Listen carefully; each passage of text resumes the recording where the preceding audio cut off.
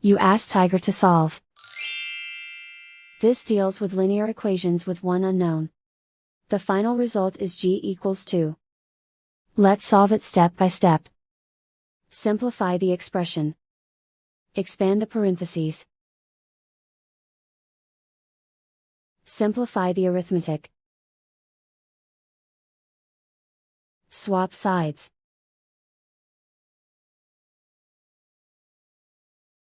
Group all constants on the right side of the equation.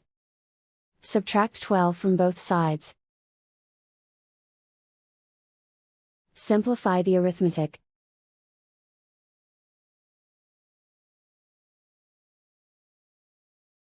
Isolate the g. Divide both sides by 3. Simplify the fraction. Find the greatest common factor of the numerator and denominator. Factor out and cancel the greatest common factor. And so the final result is g=2.